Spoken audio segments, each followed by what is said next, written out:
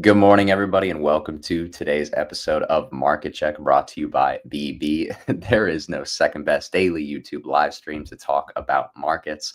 And we have quite a day to talk about markets. Once again, just like yesterday, uh, everything that has happened since Jerome Powell, and of course, in the cryptocurrency markets and volatility markets and equities, we are going to cover all of it with you today. I'm Snorlax. You guys also know me as Tommy. I'm joined by Tucker and Max.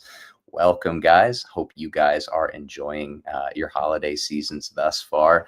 I feel like the title of this video is very appropriately named, right? The Grinch stole your crypto, guys.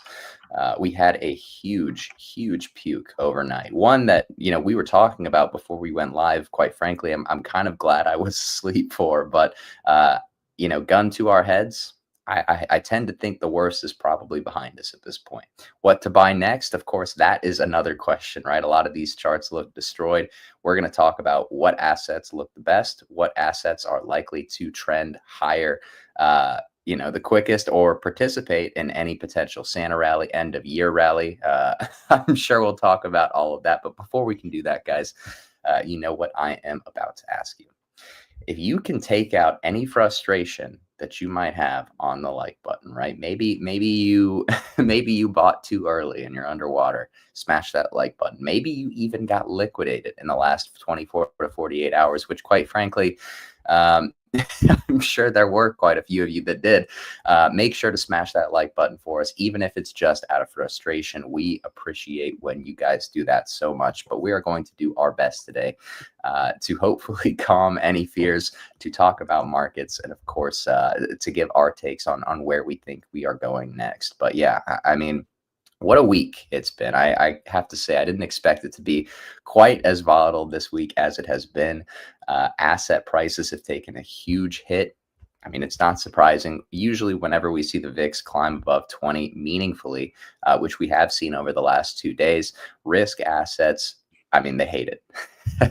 They absolutely hate it. And Bitcoin, in this case, traded all the way down into, wow, 92K. ETH into 3,100. These are prices that we haven't seen in a few months. And to see them in such an extreme and unexpected degree, of course, causes a little bit of a panic in the cryptocurrency market. I'm not quite sure what the numbers are as far as liquidations go for a 24 to 48 hour period, but I'm sure I'm sure they're up there with just about every date that we've had, or every period of time that crypto has had since the cycle began. It might even be comparable to the wipe that we had. Was it May or was it April of earlier this year? It this is the volatility why you love crypto, right? Sometimes it doesn't always go your way, but with volatility comes lots of opportunity. And like I said, there is discounts abound within crypto. Whether or not you take advantage of them, of course, is up to you. Whether or not you wait for lower prices is, of course, up to you. But we're going to talk about what we think is where this market is headed next. Of course, I will say in regards to equities, it's a good thing that the VIX is back below 20. And we said this yesterday, as long as the VIX is below 20, animal spirits will return. And I think that is really what I'm paying attention to the most here going forward. And yeah, I don't want to yap for too long in this intro because I'm sure everybody has some thoughts. We came up here yesterday and gave our thoughts, and then it got even crazier. So a wild week in crypto, but that's exactly why we trade this asset class. I'd love to know what you guys are seeing in the markets and where you think we're going next. It was more Good morning, everybody. Good morning, everybody. Did you survive the bear market of December 18th and 19th, Anon? Well, guys, it turns out that the buckos were right. All the buckos and buckarettes were correct. But I don't know. I mean, we've talked about this before, like on the higher time frame. It's like, as a crypto swing trader, sometimes these things happen. And in hindsight, we'll look back on this dip just like we look back on like the August 5th one. And you can't even really compare this to what happened in August or even any of the dips in, the months of Q2. But, you look back on this and it'll just look a little wick or a kind of a little blip on the chart. but it doesn't feel like that when you're in the midst of it, right? So like locally, it feels horrible, but higher time frame, it really doesn't change anything for me, right? And we're in a season where we know that typically the best time to be invested in unregistered digital securities is right now through like May. But the higher we go, the more volatile it becomes and the bigger the shakeouts can be. And if unironically, I mean, if you step in and start shoving and use this as an opportunity to, buy more or reposition in an advantageous way when others are terrified, more times than not, it will age very well. And I know that we were talking about what happened with the VIX. I was traveling yesterday. I'm sure that you guys talked about it at length yesterday. I'd be surprised if you didn't, but the hope and what we needed to see happen was that this was going to be a giant overreaction by equity market participants to an FOMC. And we were going to need to see this thing collapse immediately. And it looks like at this point, we can confirm that it was, in fact, an overreaction. And that'll set equities up for a really nice pivot low on the drop that they had, I believe, over the coming weeks. And I mean, if we see the VIX, this overreaction kind of serve as a pivot low or a swing low on a seasonal correction in a sort of thin order book time in the market being, the Christmas season, this could really set us up nicely to actually move a lot higher, right? So anyways, I'm really not too concerned about this. I feel like this is just going to be another little blip in the chart where everybody freaked out. But if you can kind of remain steadfast and convicted, really, it's just not going to be a problem. Like I think that we're headed so much higher in Q1, and I know that while we're in these local shakeouts, they can be horribly nasty and aggressive, and it's nauseating, right? But you will look back on the weekly time frame and you'll be like, wait, I was worried about that, and that's the thing is like we're looking to swing things like ETH and ETH beta into much more significant highs going through Q1 and Q2. We're looking to trade ETH BTC up above 0.075, 0.08 ideally, ETH above 10K. So it's like, was this correction enough?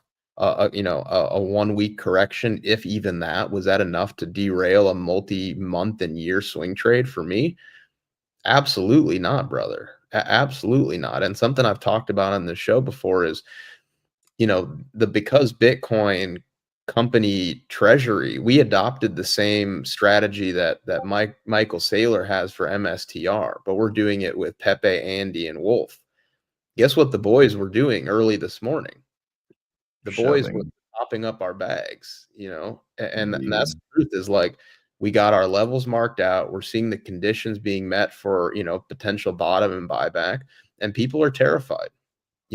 Has anybody out there ever said, man, I created generational wealth by selling the VIX spike and the crypto drop in a seasonally thin time in the order books? Hell no.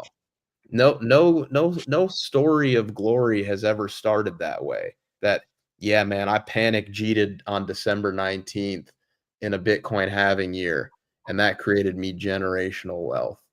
Sometimes you just got to nut up, and that's the vulgar way of explaining what smart money's doing is like, oh, we're in a bullish market right now. Conditions are bullish and prime for higher. People are scared. People got shaken out. We saw open interest, largely reset. Funding even went negative on some altcoins that we trade regularly. Sometimes you just got to nut up and do it. You got to shove. You got to step in when people are scared. People are scared right now. Co Jones. Study Co Jones. Co Jones. That's right. Study poverty. Study poverty. I knew Will was dying to get that in there. Yeah. Oh man, you're very impoverished people, right? What happened to this? Insert coin name, right? Like that's all I ever hear. What happened to Andy? What happened to Barsic? What happened to Penn? What happened to BPS? What happened to Ski? How did What Ski happened do to it? Mog, Will? What happened to Mog? What happened to Mog? What happened? What do you think happened? It's called shaking out the impoverished people so they can buy back in much higher. All right, that's what it's called. I don't think people understand volatility at all. Like it's crazy to me that they don't understand. This is the most volatile market in all assets across the board. An 80% pullback ain't shit. Like you guys you haven't lived through a war at all. You've literally been pampered. I can tell you if 98% is too much for you to stomach, stocks are your play. All right. Stocks are your play. And here I'll give you some names, all right? Because we gotta stick to the very estrogen level stocks. Okay. We got Google, we got Nvidia, even Facebook now, right? You can get 35% on the year on these stocks. Enjoy your generational wealth. I'm looking for much more, much more. If it's not 1,000%, if it's not 5,000%, if it's not 10,000, if it's not 100,000%, I don't care about it. I don't care. I'm not here in crypto to make 35 fucking percent. Go buy your XRP if that's what you want, right? Go buy your XRP. Go buy your Cardano. Go buy whatever you want to buy. I'm here to make money. I mean, I literally had somebody DM me the other day. I posted it on my Twitter. Like, dude bought Ski when I told him he DCA'd in a couple more times after that. His buddy put in 4,100. He got out with 300K and still has 70K in the coin. All right. He got in with 1,400, started cheating really early when it started pumping. So he kind of screwed himself a little bit. But he got out with 50K and still has another 20K running. Like, you guys just don't know how to hold. That's your problem. You don't know how to buy when things are down. You don't know how to hold. And that's why you're not destined for those type of games. Well, Will, let's talk about this. From here, where are we going? Is the bottom end, Will? Bro, this is just volatility. It can go to 90K, it doesn't fucking matter. A yes or a no. I need Now, where are we going? When are we going there? And what are you going to be wearing on that day? Look, do you Just guys fill out the form, Will. Just fill out the form. People want me to hold their hand. Is that what it is? Like, Yeah, Will, hold my shit tight. You guys want to get on the roller coaster and hold hands while we're riding up and down the roller coaster? Is that what's 100%, Will, please. Right off into I thought that was clear. Yeah. I mean, we hit what? I think we're bottomed. Like 92, 90 is like that's the low. Like you can literally put it on the weekly, Max, on Bitcoin or whoever's got that up. Put it on the weekly on Bitcoin. And literally just look across your lows on the weekly. You've tapped them multiple times now. That's your low is set. Your low is set. Draw your line across your wicks. Like you're set. What are we discussing here? You continue to. I wouldn't even say that. Just draw them straight across, flat. Draw them flat where they're all hitting the same wicks. There you go. Your low has been established. Yeah, this whole little area is. Yeah, like just put a box in that area where the wicks are, and bring the box to the lowest point of those wicks. The lowest point. That's the lowest you can go. That's the lowest you can go. But that's where they keep on dipping. Yeah, that's where they're bidding. Look at your wicks. Yeah, it's very obvious what's going on here. It's just people aren't getting it. It's the same thing with fucking Solana. Solana's the same thing. Like, people are literally like, "Oh, Solana got crushed." Blah blah blah. People they just can't read a fucking chart. That's all it is. Like, here, let me share screen on Solana real quick. Hold on. Let me go window. We'll go over here. We'll throw out the soul chart here. Let me get the chart real quick. Like, look at this. You're just literally playing. I know there's a lot of shit going on. Calm down. This is my war room. Okay, this is my war room. But, what is going on? Will. I just You have thought out price going scenario. down, up and around in a circle. There's a lot of squiggles there, Will. Well, it's That's either, a roller it's either- coaster. Look, it's either gonna loop or it's gonna sit here and grind sideways and then run. That's my thoughts. I know it's a lot of shit on here, but that's the two scenarios that I'm looking at for Solana. Solana's either gonna go bloop and just go, and the cycle's gonna end really fucking quick, or it's gonna grind sideways and then pop off over here somewhere. It's one of the two. When Solana gets up here, though, it's cooked. Everything's cooked. Everything's fucking cooked. But we're getting to here first. So, if you look here at this range, we're grinding up, right? We're grinding up. This pullback doesn't mean shit. Doesn't mean absolutely nothing. All prices have been rebalanced. And I think not enough people are thinking about that. Again, they just look at the same old shit. And yes, the reason I have this over here is because this will be Solana when Sui absolutely destroys it next cycle.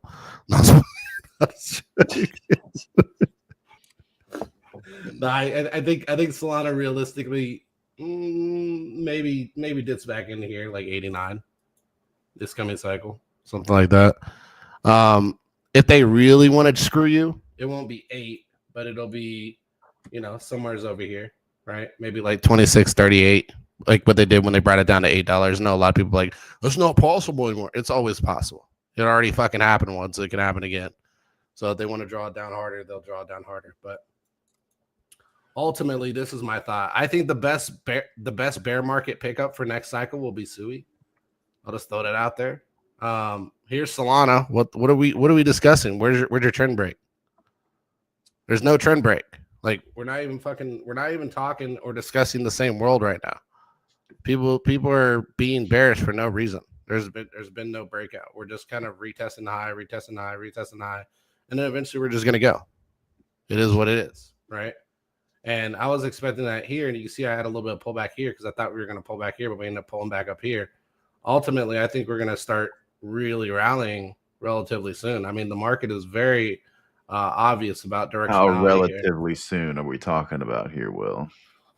Q1, Q2, somewhere's in there. So that's my thoughts. Will be Q1, Q2. Days. Yeah, it's not that far away. That's why like when we discussed it last time, I was like, we probably aren't gonna get in a Christmas rally. We're probably jacked and we got jacked. It's just very simple. Go back to last cycle and look at when ETH broke its all-time high last cycle. It's very easy. Pretty sure it was in January. Yeah. It's always the beginning of the year when they actually get that real true breakout. We're already retesting the high just like we were over here in December. Because there's obviously a consensus that it's the running joke that ETH just sucks right now, right? Has it been great? No, but like if you're actually looking at the history of how these assets trade, we're still exactly on schedule, right? Like this point in time last cycle, we were still below the old all-time high, exactly where we are now, right? So using that context, that should be like, okay, so no reason to freak out because we didn't see ETH break out until January of last year. Obviously, it was going up, but as far as reference to the old all-time high and making new highs as an asset, we're still right on track. So, yeah, you got to have that context in mind. Yeah, it's just like right here where we kind of played a little bit, fiddled in the middle a little bit below here in December, January, and then we started rallying, right? And we're kind of fiddling right now, and then we'll start rallying. It's just funny to me that we get a pullback and everybody starts crying and talking about how market top, blah blah blah blah blah. And you do have more participants at this point that are kind of in the bid zone and discussing bids now because they're a little less of autis and they actually can pay attention to charts now and they're less PTSD on the timeline. The PTSD really was in there. PTSD was engraved all the way up until this breakout. That's the funny part, right? Is PTSD existed all the way until this breakout. Think about how many people sat here and waited the whole market and didn't enter until this breakout. because they listen to people with bull in their name and so on and so forth. We don't have to name names. We don't have to name names. All right. We don't have to name names. You know, they listen to those people and they got wrecked, right? They listen to the capos. They listen to all these guys who kept discussing 10K Bitcoin until we got to like 70, 80. And then they started talking about 30K Bitcoin.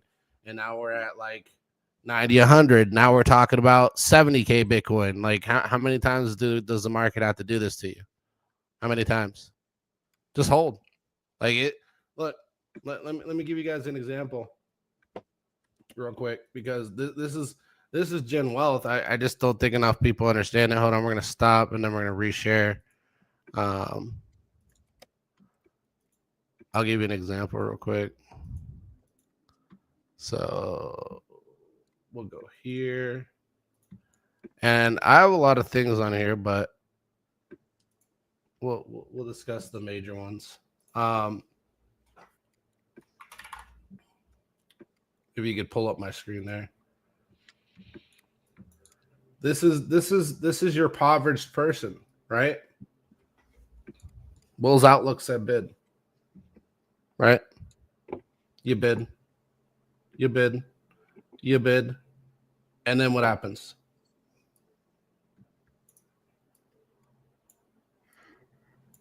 We can keep going. Don't worry, we can keep going.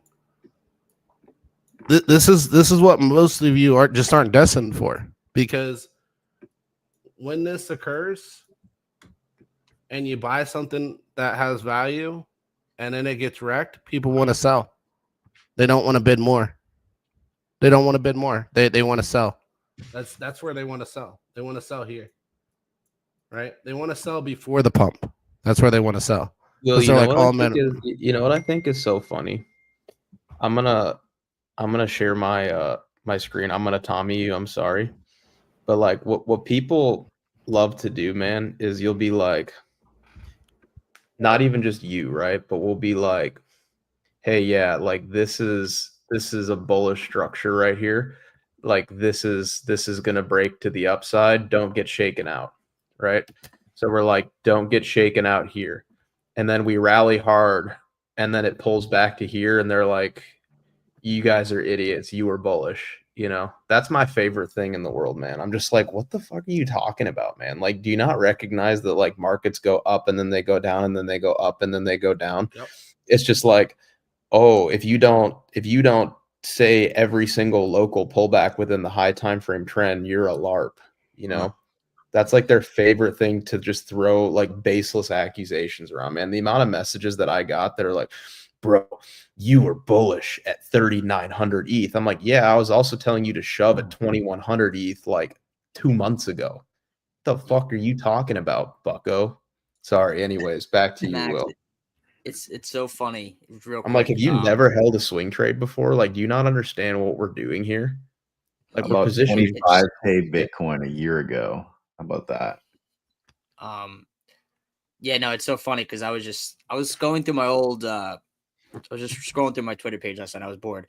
And I found I think it was my first market check video, right?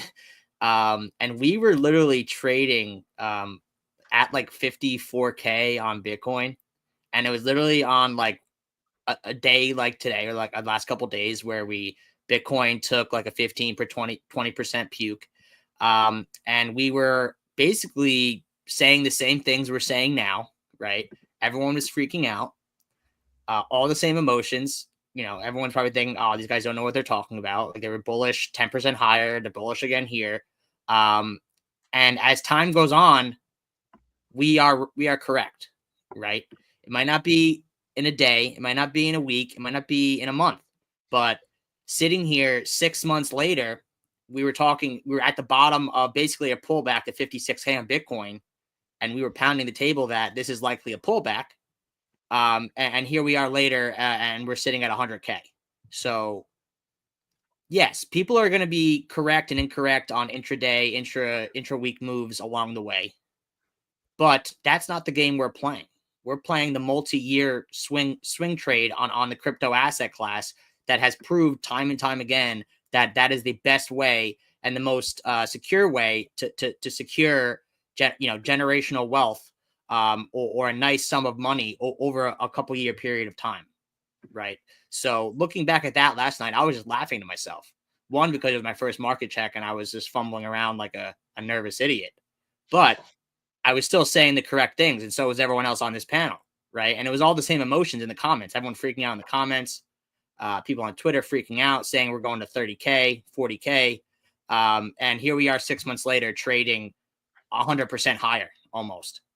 So that's the game we're playing, right? The game we're playing is, yes, right now it kind of sucks, but likely 2-3 months down the line, we're going to look back and be like, what was everyone freaking out about? We're a lot higher. So I thought that was funny and interesting, but that's the game we're playing, right?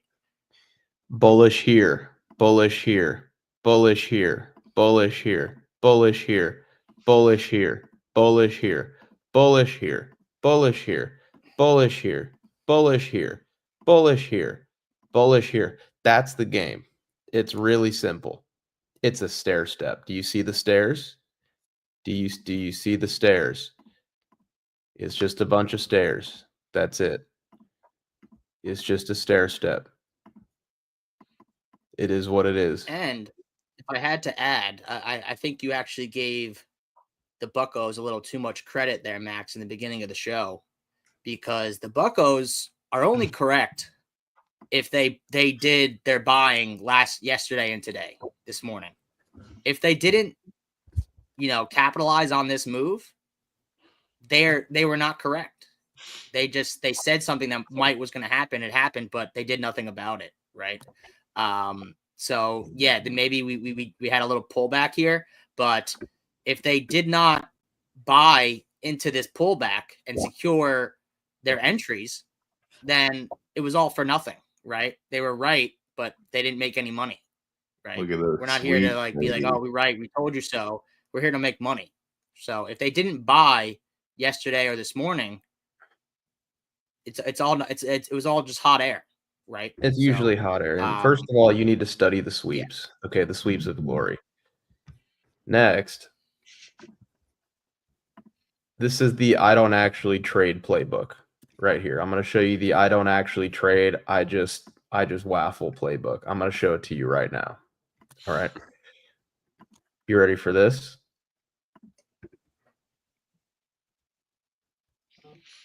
Ready? Hang on. Let me cook this up here. Actually, we're going to do this. Ready? We're going to make the arrow green. And then I'm going to put some text here. Okay, no one's ready. No one's ready for this.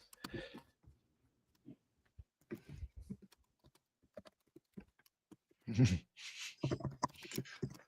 think you mean written in the stars, Max. Okay, ready for this? You ready for this?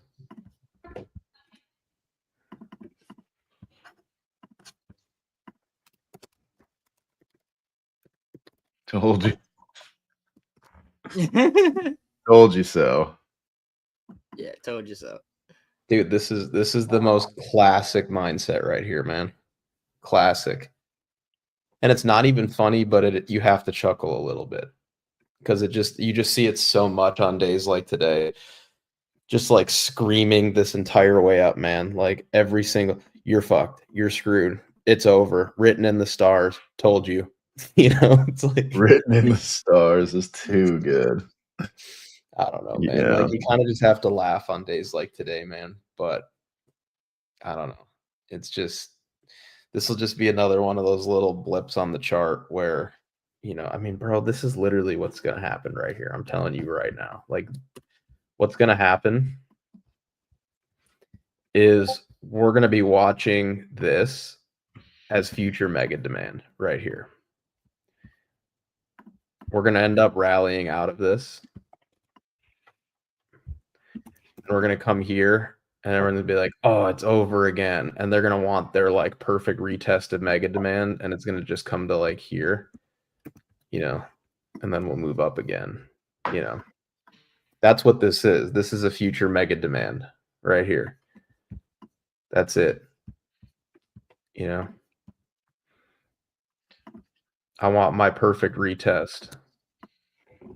Ooh, Sorry, you didn't. I've been get it. muted the whole time, bro. I've been. Oh, I've been really? yelling at Were you people. talking? Yeah. So. Yeah. Can I get the screen when you're done? Yeah. You guys see Hyperliquid right now, Tommy? Oh, you best believe I see Hyperliquid right now. God, dude. Will, you got to share your screen, man. You can't see it. I just paused it. Yeah, hold on one second. All right, window. 30 Hold on. All right. bucks. Is it up again? Hyperliquid? Yeah, dude. Well, It it only even got- doesn't 22 They bucks. disabled. Like a They funny disabled product. the red button on Hyperliquid. Generational poverty. Get ready. You guys better get the fuck out. That shit's a pyramid scheme getting ready to explode. Will. But I'm just saying. Look, Will, are you just here's- taking victory laps right now? Is that what's happening? What is happening? Will, show us a new chart. I love the victory lap. You deserve it. But No. show us- But I'm just showing people like we don't just buy. We call shit like when it's time to fucking deleverage. That's all I'm saying. Like literally called this in the Discord. Said scaling out 50. I've scaled out 15% the day before. Scaled out 20% this day right here. And what does that mean? I got out at the top. But I do think Ski still has more legs. So I'll probably be buying back in when it bases back out. I'm just saying you have to understand how charting works to be able to do those type of things, right? You have to understand when things go like this, you got to start scaling out. You can't be the dummy in the room expecting so much more when you're up 40,000%. You got to be that person that's like, all right, I got to step out. I got to step out of this because it's gone too vertical. And this is the thing that I'm trying to tell people. Like a lot of people think we just buy shit just to buy it. Everything's down. Everything's at a discount. People are too scared to buy, right? Like people are pointing out specific names. I can go across the board. Everything's screwed. Even this one yesterday when we talked about it in the meeting, they were asking me about it when you guys all left. And I was like, yeah, I was like, we're going to probably hit this high right here. I was like, then we're going to come back down and then we'll end up kind of basing out somewhere along over here and then we'll run. These meme coins are not that hard to chart, guys. Like I know the audience is having a hard time grasping, and most of crypto Twitter is having a hard time grasping pullbacks, but it's not hard to see what's actually going on with these charts. Everything's pulling back together. This is not a one coin thing. It is a universal thing. They are pushing people out of positioning by selling off on you and getting you upset, so you'll sell off too. And then eventually when these things base out again, you're going to like, holy shit, why'd I sell? That's going to happen. It happens every time. And this is I mean, if we want to go victory laps, I mean, let's talk about MOG, right? Let's talk about Crody. Let's talk now. I'm just saying, like a lot of people sit there and they think that this game is much harder than it. Well, I love you, bro. You're out here just having like a Super Bowl parade. You're having an NBA championship parade right now, man. Just Will's got all of his. bring out the floats and the champagne, bro. Look, all I'm saying, all right, all I'm saying is just all you got to do in this market is bid at the right times, guys. That's it. All right. Just bid at the right times. Well, we nuked yesterday. It's too soon. It's too soon, brother. Structure, right? Structure. I mean, I'm not selling. I'm just saying, you know, this is one of our BB members right here. This guy went basically bought, right? Scaled out 300K. 300K. This guy, I'm just showing our wins as a BB Discord. That's what I'm saying. And then this guy right here, look, 51K scaled out with 18K runner, 70K runner. So a lot of you guys think that this is, you know, we sit here and we're like, we're just always bullish. Nobody makes money. We're just telling people to bid. No, we give the proper information. That's all I'm saying. So if you're worried about price pulling back, nobody cares. It doesn't matter because you're bidding for the bigger move. That's all it is at the end of the day, right? It's not about, again, rubbing it in anybody's face or anything like that. But believe me, we do our due diligence. We're not just sitting here saying bid blindly. We do the TA. We look at the charts. We look at the momentum. We look at the markets. Powell didn't have shit to do with nothing. Whenever Powell speaks and the market pulls back, it's temporary. It's temporary. Do you know what the markets pull back on? Does anybody know what the markets pull back on? They pulled back on the fact that inflation went back up. 1 month. How many times does the market have to do something for the Fed to act. The Fed typically said what? He wants to see consecutive months. Typically what we've seen from the Fed is 3 months or more, right? And so if you look at these different things and put 2 and 2 together, inflation going up 1 month doesn't mean shit. It's just the market reacting in the current moment. And then not eventually, I would say probably in a week or two, we'll be bounced right back to where we were. And then everybody was sitting here like, oh shit, I sold the bottom. But that's how these markets get people. They literally just absolutely screw people because they get you into a position where you're looking at these really small time frames and you're not understanding what's actually happening in the bigger picture. You have to zoom out and look at the bigger picture of what's actually going on with the chart. And then you can zoom into your smaller time frames and be like, all right, in this smaller time frame, I'm going to get volatility. Shit, we may go from 110K to 90K. We may go from 108K to 80K. That may happen if you can find the levels that support that thesis. And do you want to capitalize on every one of those moves? Hell no. I'd rather just sit back, watch some TV, and let my chart do what it does. And when I get parabolic moves, then I can sell into it. I'm not going to bother with these small freaking tiny little blips in the chart that don't even fucking matter. That's all they are. They're just small blips. I want 150K Bitcoin. I want a freaking $1,000 Solana. Why am I going to sell here for a freaking 20% pullback? Well, I'm not sure if you've heard, but the government is shutting down. Nobody gives a shit. They've done it like 30 fucking times. Like, it's like how many times did they shut down? Doesn't matter. 6 months. Every 6 months. Wait, hold on. I'm timing the chart, Will. I'm timing the chart. Yeah, so the government's shutting down. Everyone should probably freak out. But anyway, just something to consider, right? I'm pretty sure this is where ETH is after looking at it for a while. This was ETH back in January of 2021. Lends a little bit more credence to the argument that we had our January correction already, potentially, just in the way that it looked. And I would like to point this out to everyone. Everything's been front run this cycle. No, ETH looked like it was fried right there, right? I mean, kind of like it does now. Erase that candle.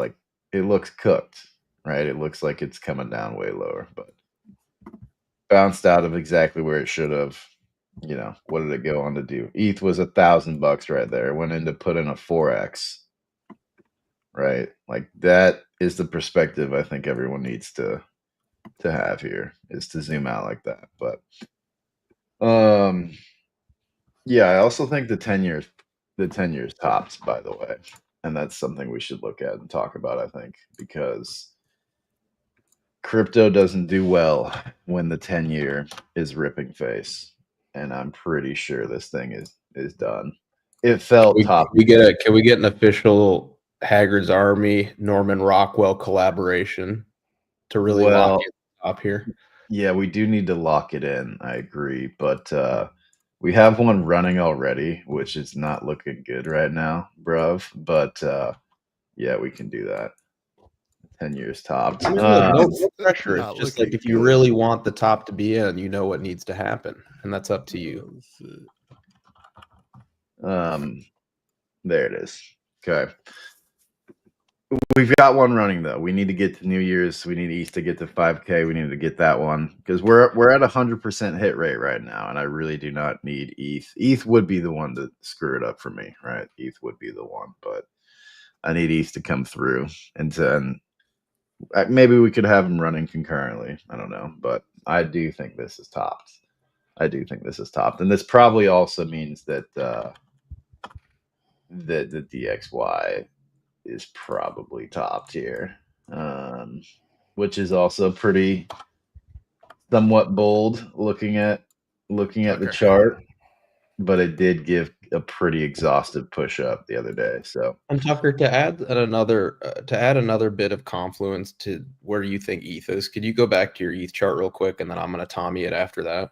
Yeah, me. Sorry, Tommy. Real quick, before we do that, when was Trump inaugurated the first time? What date? Was it January of 2016? Or Can you pull up Yeah. Bitcoin in January of 2016 real quick? or was it 2017? Wait.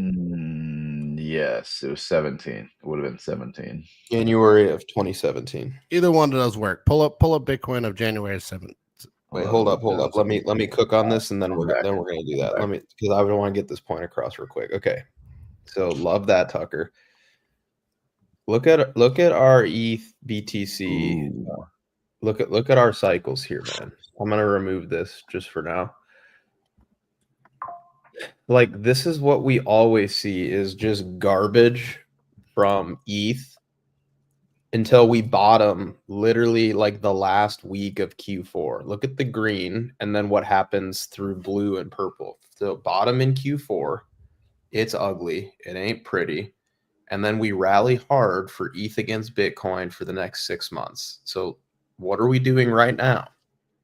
We're trying to carve out our cyclical pivot low, just like in 2016, 2017, and 2020 through 2021. It's the exact same thing. So just want to point that out to everybody once again. Max, do you have a ETH cycles chart? It might not be as relevant or good because it's really only had like one. Tucker, of course I do, brother. What kind of question is that? Let's see it. What are we even talking about here, brother? I don't understand what you're asking me at this point. Of course I do. Wait, where is it?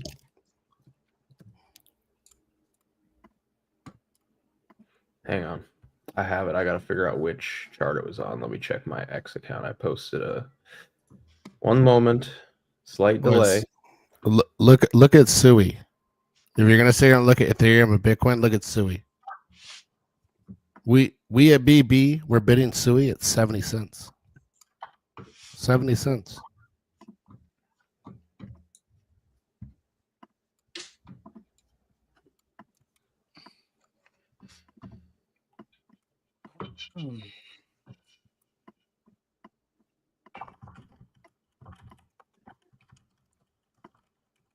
You wouldn't get it. Here you go, Tucker. Let's see. Sorry. Sending emails. Yeah, catch up needs to be done. I mean, that is the epitome of the catch up trade, right? We've even seen others already kind of pull off the move that we're still looking for in ETH. So yeah, that's, what is that? February, March. Where's that first up? Jesus Christ, that'd be 20K ETH, 15K. Oh my God. Well, how about this, right? I mean, it doesn't have to be necessarily here. It doesn't have to be here. We could be, somewhere down in here. 40K cycle top. How about 17K by end of February? Look at the cycle top though, Max. Look at the cycle top. Yeah, we won't be there. We'll be like, what if we do this, bro? What if we do this? Look, we already know Grandpa Bitcoin and Grandma ETH are gonna have their cup of coffee and go up. What if we do this? Okay. What if we do this right here? That's all you need. What if we do this? Are you really trying to tell me we're about to do this? Max, No, put total 3 on there. On this chart? Yeah, put total 3 on there. Well, just so you know, I can't really do that perfectly because these are fractals. Yeah. All right. I mean, I'll rock with you, Will. I don't know what we're gonna show here, but I can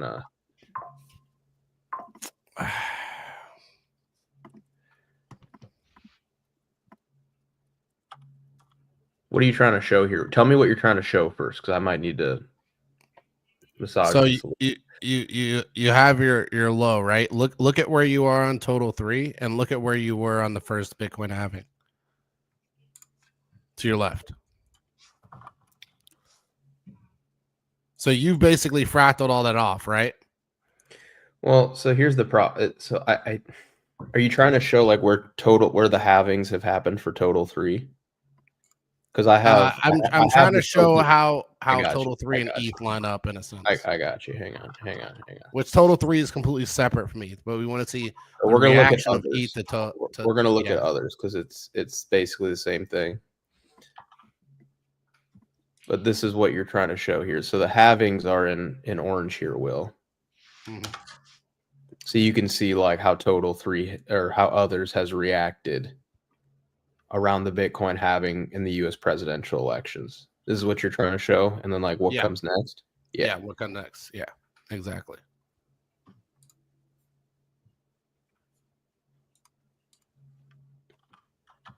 Well, here you go. Look no further, fella. You found him. Because I think people aren't understanding risk at this point in the market. Risk is really good at this point in the market. And it's not just crypto either. I think even stocks we're going to see heavy risk. Yeah, I mean, like we are still in a rate cut cycle, right? Like we literally got a rate cut and low cap stocks had a knee-jerk reaction to the downside because the forecast was saying that we might not get as many next year, which always can change. But the ultimate fact is the rate cuts, getting any rate cuts in general is just bullish for low cap stock companies, right? And we're seeing that realization come back today, right? I think IWM's like up 1.5% today or something like that. Like it was obviously a knee-jerk reaction. Everyone looks around and goes, oh, okay, like rates are still going to be lower 6 months from now. Business is going to be easier for these companies. It's still bullish, right? So that's what these kind of knee-jerk reactions are. They're made to screw with you. But ultimately, nothing has changed. Vindolanda. I am a father for those whose fathers left and said they were going to get a gallon of milk and never came back home, like you. Okay, just so you're aware. All right. I want to make sure you're fully aware on how this works. And your father has made more millionaires than you've probably seen $1 million. All right. Just understand that. No, I'm sorry, not $1 million, $100. $100.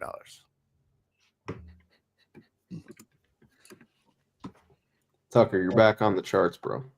Back on the charts. All right. Yep, ETH is there. There's really nothing else to say about ETH. I mean, we could look at a couple boys club charts because, and I'm gonna have to do something real quick. Let's see. This is proprietary stuff right here. There we go. All right. Here is this. Okay. This is the whole index, right? This is Pepe, Brett, Andy, and Wolf. And now I need to go here and I need to go here. And I want everyone to observe the black colored candles, if you would. Did you custom make these? What? With this chart? Mm-hmm. Why is it different colors? No, the candle colors are colored on Indicator? Yeah, Z-score based on volume, right? So I want everyone to observe the black, right? Even this one. When you get 2 black candles, that's it, man. That's it. Either way, after you get a black one, you're going up. So this week, these are weekly candles too, by the way. And this is not on log, so we can, that's a little bit better. Yeah, I mean, this should be it, right? Kind of, expecting a giant blue one like that next week. So yeah, those great. Those black candles are literally just representation of assets changing hands from dumb money to smart money. That's what it is. It's liquidity being created, retail participants panic selling into an event like we just saw over the last 2 days, while the smart money is buying into that, right? And that's why you see 2 the two black down candles, and then you get the big up candle, because once smart money's positioned, they have no reason to bring price lower, right? They're just like us. They want to buy assets and have them appreciate higher. So that's really what gonna that look is. like that, bro. It's literally gonna look like this. Maybe not straight to 40 bill, but still. And then I also have another one that is only Andy and Wolf. Okay. No Pepe, no Brett in this one. But same story, right? Same story. You buy on these black candles, especially the second one. If you get two in a row, that's pretty good confluence. But yeah, that is, it really can't be more clear than what we're looking at right here. So you're worried about Andy and Wolf, I would suggest observing this chart. So yeah. Only if those are OTC buys. Can I get the chart real quick? Let's get some easy plays real quick. Oof. This is the cleanest chart I've ever seen. Well, that is. Yeah, it is, isn't it? I just thought really about that too. Yeah. Oh shoot. This was the play, boys. Everybody's laughing at me here. I was like, guys, buy Suey. No, guys, going deeper. Will, you didn't say that. Stop. Yeah. Look at the volume here. Absolute insanity. Now, what is the thing that kind of tipped me off here? RSI, stochastic, floating volume into rising volume, and the floating volume back down, telling me that it's time to scoop. It's time to scoop because everybody's getting the fuck out. So it's time to get in. Boom, boom. And then we'll probably drag back down a little bit more. And guess what? Price is rising against lower volume, which means what? It means higher prices. That's what it means. Yeah. Well, another thing I've noticed is because obviously as the market progresses, you get more and more people that figure out how to look at a chart and stuff like that. But one thing you notice is that a lot of new chartists don't know how to read volume, right? And it's like one of the simplest indicators, but no one really understands how to use it. And yeah, so when you see volume increase, right, all the way to the left, you get the big pump, and then you see volume slowly dying down, all the way into probably a month or two downtrend. Your best bet is to accumulate when the volume is low, right? Or at least wait for a volume spike. Like, see how a little more to the right there, Will, see how you got that first initial volume bar spike right there. Right. That was your signal. Okay, volume was down enough. They bled this thing as far as it's going to go. Sellers are exhausted. Buyers are stepping here on this level, strictly by just for looking at a simple volume bar, right? So there's another sign of what to look for, right, on the higher time frame. So yeah, that's a beautiful volume depiction there. It's a good uptrend too. It's a really solid uptrend. Eventually this thing will cool down. It will cool down. But the difference that a lot of people think is they think that it's going to cool down here, and it never does. Because why? Because all of your sellers exited in this range, right? All of your sellers exited in that range already. So the only thing you have left beyond this point is basically bidders. And so that's what you got right there. Now you're kind of seeing price kind of break above the normal trend. And what that tells me is that you'll probably see a big expansion on SUI to the upside. What does that look like? I mean, we can keep it simple. We could say, okay, what does this look like from a market perspective? Let's shoot for the 1618. Should get our first pullback realistically around $6. Should roughly hit that $6 mark. Probably top around there. We can see it on the RSI too. RSI is looking a little toppy, right? So $6. Stochastic's looking a little toppy also. So I think getting up to this range will probably be your top. I don't know if it'll be market top or just temporary top, consolidation range, and then go again. AKA sometimes it'll come up here, do a bleed back into the range, and then make its next leg, right? That's your atypical move. That's basically what it did here. Bled back into the range, made its next move. Making its current move, probably bleeds back into the range, making its next move. And this is, what you would consider essentially an Elliott wave type play into the market. Wave As your 5. 4 into your 5, yeah. And that'll be your 5 right there. So you've already essentially started your 1, 2, 3, 4, and you're working on 5. 5 may end around maybe like 9. That'll probably be market top 9 to 14.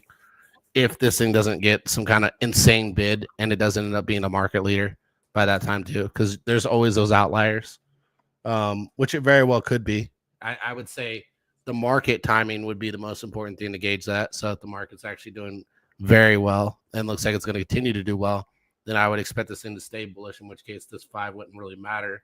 We might consolidate into the range and then break out again. Or even, let's say we go into a bear market on your 5 for the whole market, you're probably looking at pulling back into like, anywhere between the like $2 and $4 range, I would say, on SUI at that point. In which case you'll never get these lower prices again that you basically missed out on because you sat and waited for pricing to go. Now, some people may be like, oh, well, SUI doesn't matter, blah, blah, blah. I think it very much matters. I think this one's a solid pick in this market. I know there's people that keep on asking about BAR6 too. I mean, there's nothing really going on with BAR6 specifically. So I'll just show you real quick. It's just a bid season, just bid shit. Like, I think this coin right here will do well. I think it's got the backing to do so.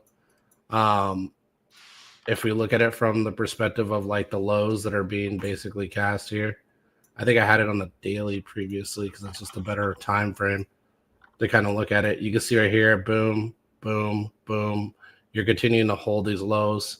And it's kind of like, and this is something I point out to people all the time, they tend to miss out on this. This was your swing fail. And I did discuss this is if you failed this range, you would reverse down. If you could hold this range, you would come back up and it would look really good. But controlled price action, a lot of people can't identify this either, Louis, which is funny to me because it's not really that hard to understand. This was the same thing we went through with Bitcoin, where I told people, hey, pay attention to Bitcoin because it's controlled price action. Controlled price action always does this, right? A lot of people like to call this a slow rug. What it actually is, it's just controlled price action. And then eventually it'll just base out, right? And then it'll shoot at that point. It'll shoot its shot. And usually that shot will be really big after a good old base out, right? It'll have a pretty decent expansion. And the lower this thing bleeds, if you're bullish on it and you think it could do well, the higher the fib, right? The higher the fib. So, roughly I'd say like 57, 58 cents would be kind of like your high here. If it stays here and kind of holds this range. But so far it's held the range pretty well. And this is something that I'm looking at. My list hasn't changed, just so the audience knows. I know some of you come in here and you ask me about, oh yeah, what about this coin? What about that coin? My list remains the same. Even ski, I'm still in 50% of my bag, still in ski riding it, even though it went up exponentially. I did skin the top, but I might end up re-entering with that capital now that we're lower. Just to kind of twop, right? Just to twop play. Sit, not to cut you off, Will, but I'd love to get some thoughts from Louis too, man. Louis was cooking for us this morning. I didn't know. My bad. No, you're good, man. You're good. I'd love to get some Louis charts up here, man. Louis, what do you say? I'll allow it. Louis, tell us about the meat steak. I'll allow it.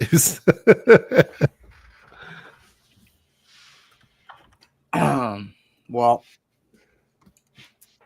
you know the old saying, you can't have meat sticks without the meat grinder. Right? Just kidding. I made that up yesterday.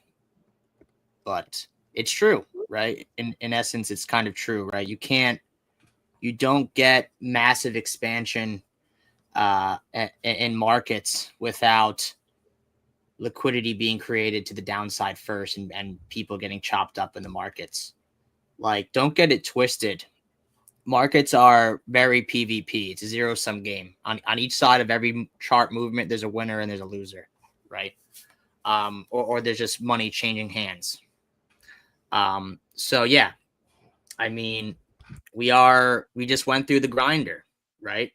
But from the grinder, we could put together, now that we have grinded up, right? We can put in our meat stick to the upside, Why? Because we created liquidity here. We filled internal liquidity. We shook out weak hands that got excited at range highs, which is never a good idea. Would it have been great if we popped ETH to the upside? Of course, right? But, looking at this in retrospect and objectively, we're just in a massive range, right? We went from below the range, from range lows to range highs in just like about a month or so, right? And to expect this to break on first attempt, while yes, that'd been nice and convenient, and we continued our party on our merry way, you don't always get that. So what we saw last night or yesterday, right, was a rejection. And we came back to our mid-range and basically trading in the upper half of this range now, right? And I did point out in the Discord last night that we did have some liquidity, right, just below our mid-range on ETH. So let's drop the time frame a little bit so you guys could see this. Right, so mid-range, obviously a key support that we want to see hold. But at the same time, we had a massive FEG sitting right here below. And this is where market makers are going to bring price if they're able to, right? And that's what we saw, right? We saw come into the mid-range. And last night I was saying, I think worst case scenario, maybe we get one more stab, into, this FEG, fill our internal liquidity. And then that's probably where they'll generate enough liquidity and have bids set enough here to start to work our way back up. So right now on ETH, we're looking just to get back above this mid-range, right? If we could work on getting back above the mid-range, establish price back in this area, there's no reason why we can't continue back to range highs and ultimately go for another breakout attempt, right? Like not all breakout attempts are going to happen on the first try.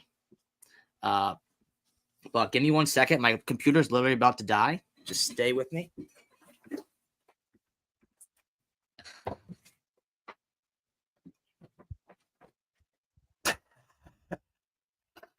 Wow, it's over. Tommy, we had a good question. We had a good question here in the comments, and I would love to get an answer. Has Tommy spoken? Well, I gave the intro. Well, that was an hour. I think they want you to cook, Tommy.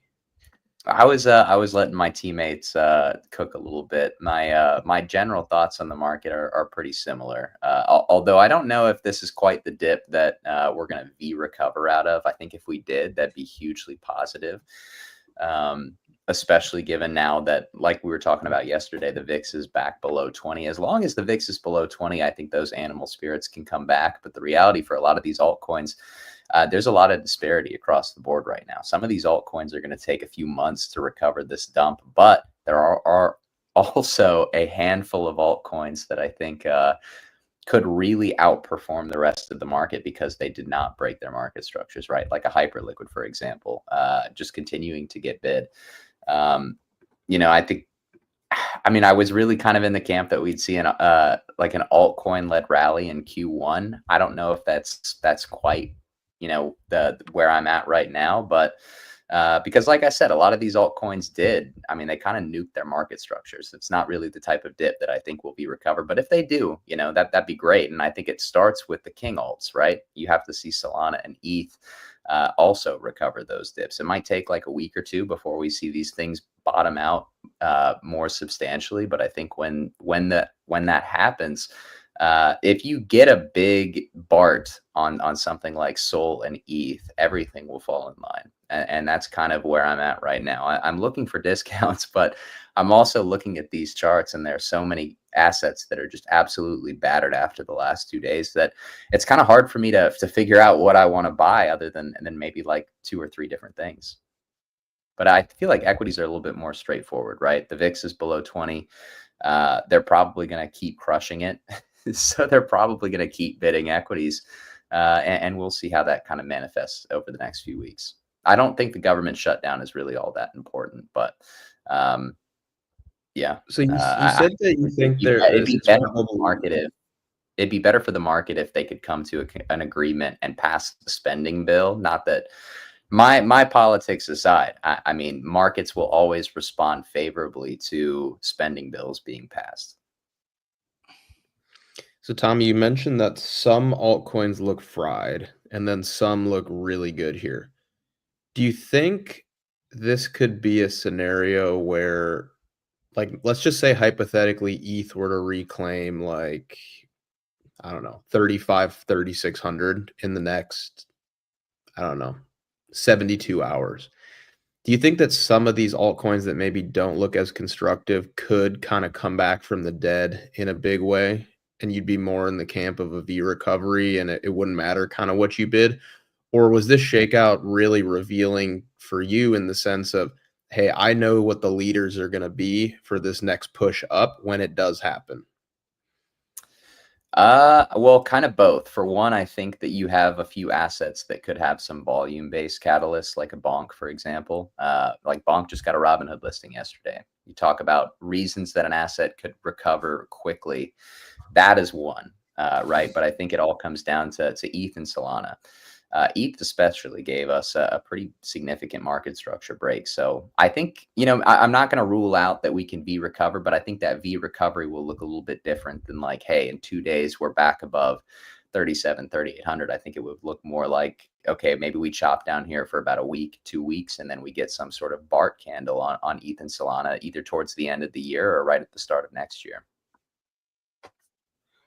Yeah, I could see that. Like, I mean, how often in crypto do we actually get a V recovery? Typically, you'll put in your capitulation low, which I hope is in, and then you'll chop and grind for a week, kind of double bottom, either sweep that low or get really close to it and then start moving up. So Yeah. I wouldn't Like mind that. I something- mean, I'm ready for Santa to be in town, but it wouldn't be abnormal to see us kind of stuck down here for maybe another week or two, or even maybe it's just like we need a calendar rollover. Maybe January 1st hits and we fire off of a double bottom low here locally. Who knows? Let's ask the question though real quick. We're talking about how long it should be and all these other things. What does that mean you do in your meantime? Does that mean you just sit on your hands, or are you bidding, or like what? I mean, if you're not able to bid, would you bid? Like I guess that's always the question I think that the audience is always looking for, and they're just always confused on like. All right, let me answer that. Because that's a good point, Will. So here's the deal. I think if you bid right now and you come back middle of January, you're going to be happy. I think if you bid a week from now, you might get a slightly better fill than here potentially, but you're going to be just as happy in a month or two, right? So I think it's a scenario where like you probably get a second chance at the low, or at least a little lower than here at some point. Just to kind of like fill back in a local, yeah, something like that, Louis, something like that.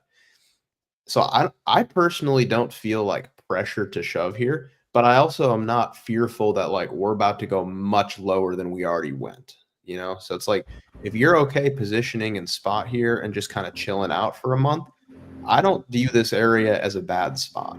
But do I think you could retest your local lows?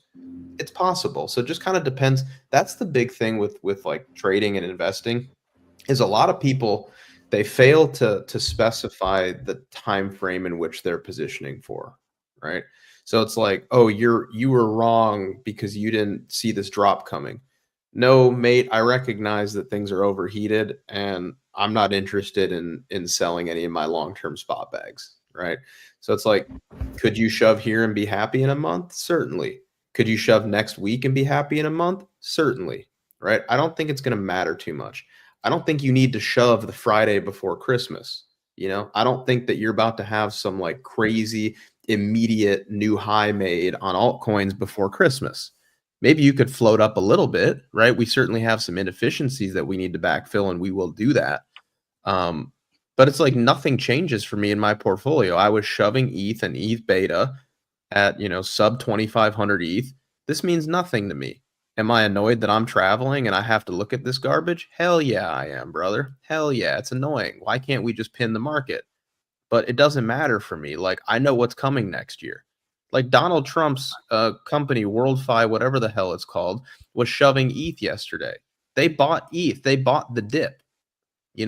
Like you're really gonna fade everything that we have coming up right now.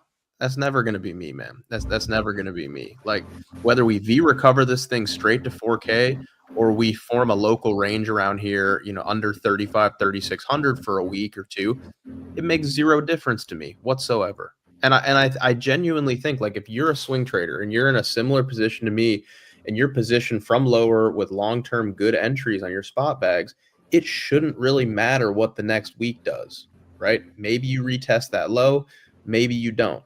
It shouldn't matter to you, right? It really shouldn't matter to you. Well, I'll say this. I bought yesterday and with a good chunk of everything I had, especially from the stuff I skimmed off of Ski. And I can tell you, like, me personally, as a trader, I wouldn't worry about if we can come it down and retest the low or not. I would just be trying to get entries because you're still getting a discount. And I feel like hoping for the best optimal price is always the one thing that will catch you off sides in this market, versus trying to get an entry near the best optimal price. And I think a lot of people are trying to catch the best optimal price or trying to get a little bit lower. Like it's I think Louis said this the other day, but they're trying to get cute with it, right? And there's a lot of people trying to get cute with this trade versus just trying to be in the market for the bigger move. There's no point in trying to get cute. Just take your bid, take your stance, walk away, come back in 2, 3, 4 weeks, and I think you'll be happy with the results. And I showed you guys earlier the ETH BTC chart, right, with all the cycle overlays. I'm like, do you really think that this cycle top is in without ETH BTC actually even rallying for like a quarter, let alone like how about a month? Are you really, that is such a brave, like it is way more ballsy to suggest that the cycle top is in and ETH BTC will not rally and this time is different than it is to just say, you know what, this time actually is not different. That is not a bold call to suggest that this time is not different because it hasn't been different at all so far.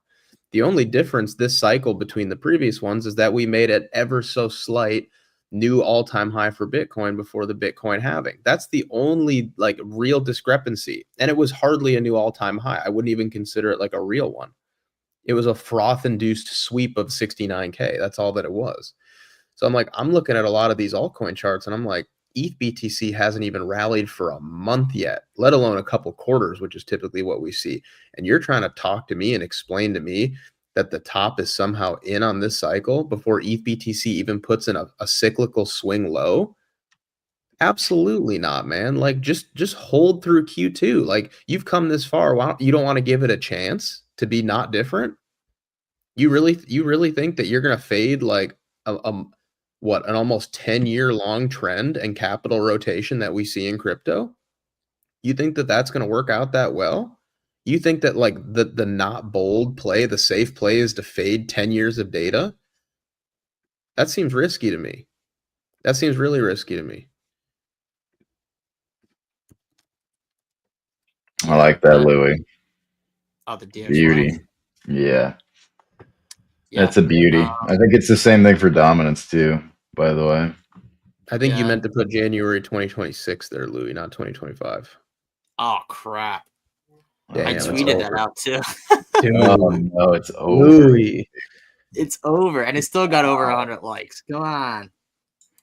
But, yeah, I mean, I think this is playing out exactly kind of how we saw it back in 2017, right? Where this is that last up thrust, right? Bull trap for the dollar, bear trap for crypto. And then once we got back inside here, it was a year-long downtrend for the DXY, which allowed crypto to have that historic bull run that everyone knows about that happened in 2017. And that's what attracted people to crypto, right? Because people made so much money and they want to do the same thing. But you got to be able to deal with what those people dealt with, right? Which was nasty bear traps on the dollar, right? This is a risk on, a risk off indicator. When the dollar goes up, risk assets tend to go down, right? When dollar goes down, risk assets tend to go up and thrive, right? Yeah, it's a matter of time before DXY rolls over in a big way, man. Yeah.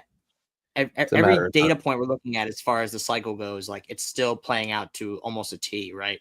So if the history continues to rhyme, This is literally the same exact time in the cycle before and a pivot into a downtrend, which this is what we're waiting for. This is what we're here for. Is this December all the way to end of next year, right? If the dollar does roll down and has a multi-month or a year-long downtrend, this is the trade that we're playing, right?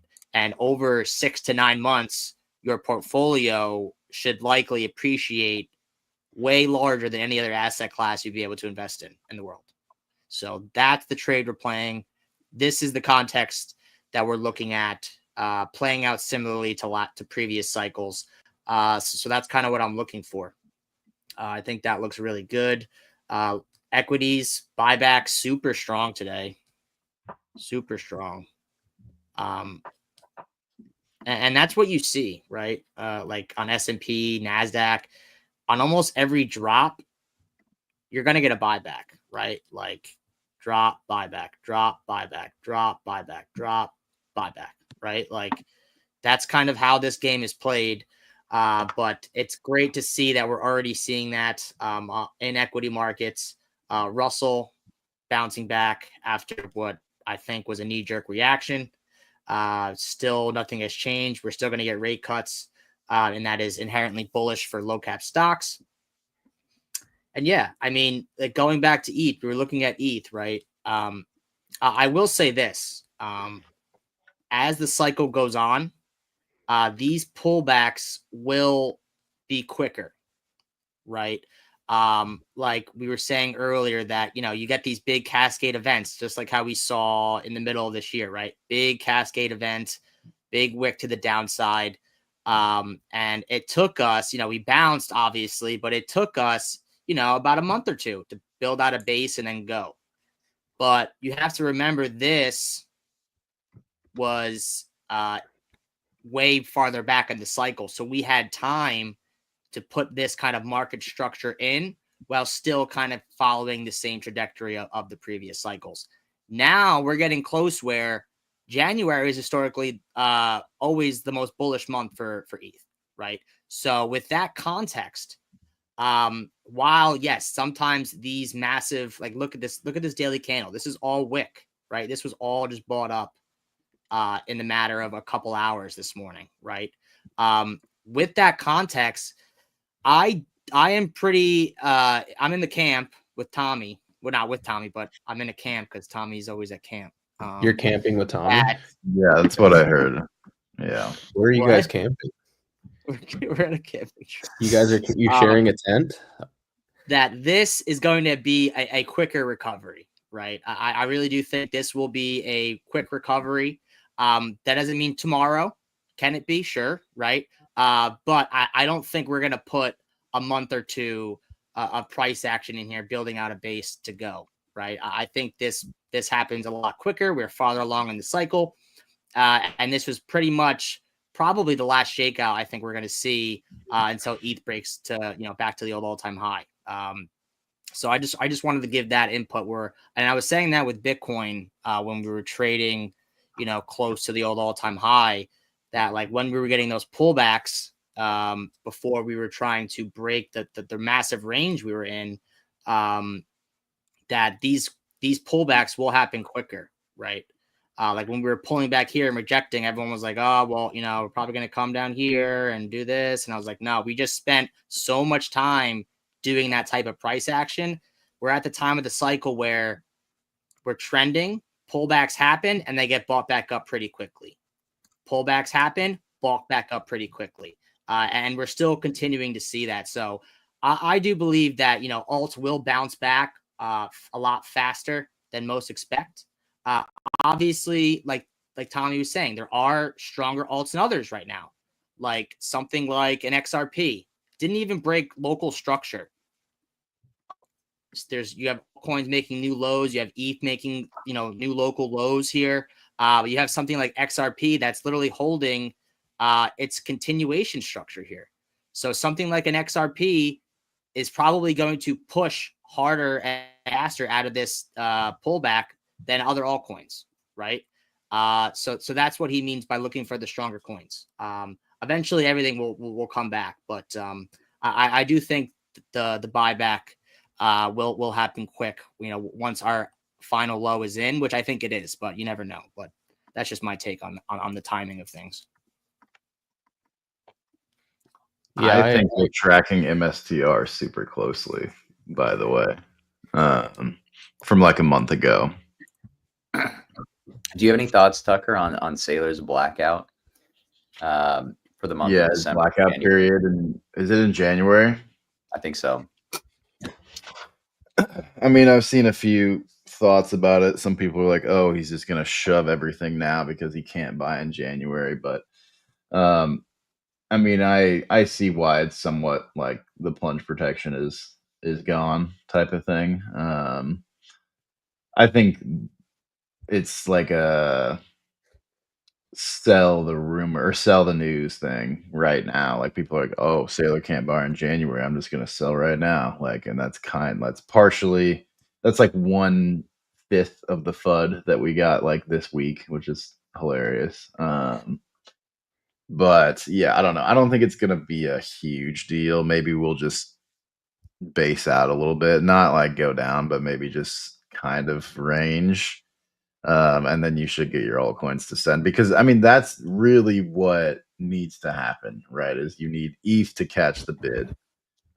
So maybe and dominance we've said is putting in a lower high / topped. So Sailor's blackout is somewhat confluence. I like that MSTR fractal there, Tucker, because I remember back when we were in that giant range, the range of death, MSTR broke out weeks before Bitcoin, and we were like basically kind of laughing through the pain, being like, "This is bullshit. Yeah. We need to be rallying to." Yes. And we concluded that look, the only cope that you can possibly align with is, hey, we're just lagging MSTR by a little bit, right? Yeah, I like that idea. I like that idea quite a bit. And here's the idea that most people, I think, are sleeping on, right? Is the fact that it's the end of the show and it's time to ape some BB premium products. Tommy's going to tell you all about it. All right.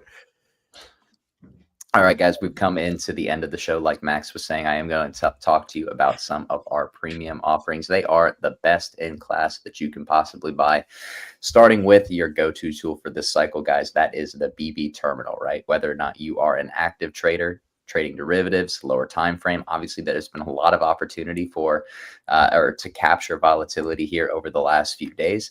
We have the tools for you. Whether or not you are a long-term investor looking for data to help you make more educated long-term investment and portfolio decisions, we have the tool for you. And whether or not you are an on-chain degen who loves to trade meme coins, who loves to be on Sol, wherever you like to trade in the trenches, we will soon have the tool for you as well. So make sure to take advantage of the BB terminal at these prices, guys. As we always say, as the price of the market goes higher, so do the prices of our products. Of course, we were nice enough to package it together with our premium Discord, guys. Do you get 4 or 5 hours of the guys speaking on our books, on our positioning, and of course on our views on the market every single day. You get access to our active positions channel. We are not a traditional signal group though, but we do like to give our thoughts on the market as it happens. And that is a huge source of alpha. So that can be your go-to alpha for this cycle as well. And we were nice enough to package these two products together at a discounted rate. So like I said, make sure to take advantage of them before prices go higher. Of course, we also have the BB Academy, guys, which is your go-to educational source for this cycle. Whether or not you are looking to hone your educational base or reach trading level mastery, we have the product for you. So make sure to check out BB Academy, guys. All of these products are linked in the description below. And of course, crypto is very difficult. It's hard to pick winning assets at times, or at least for many people it is. And it is hard to manage downside risk and overall volatility. But if you are looking for the team to potentially manage capital for you, we have the solution for you as well. And that is our SEC registered hedge fund, BB Wealth Management, guys. Reminder that we trade digital assets in a way that looks to capture their asymmetric history for upside returns while also balancing the downside risk posed at any financial market. So make sure to check that out as well if you are interested in becoming an accredited investor or LP. But yeah, guys, that's it as far as our products. Make sure to check the description below if if anything that I said in the last 2 minutes resonated with you. We'll be back for another episode of Market Check tomorrow morning at 11 a.m. Eastern. Well, we won't. It's actually Saturday. We'll see you guys on Monday for the next episode of Market Check, just a few days before Christmas. So if we don't see you until then, guys, have a happy holidays, and make sure to tune in for King Wabi's show Market Talk later this afternoon. Make sure to follow Wabi's account on X as well as our Because Bitcoin account, so you can be notified not just when we start those spaces, but also when not just when we schedule those spaces, but also when we go live. That's it from us, though, guys. We hope that you all have a great weekend. Happy holidays if we don't see you again until Christmas. And of course, thank you again, as always, and stay safe.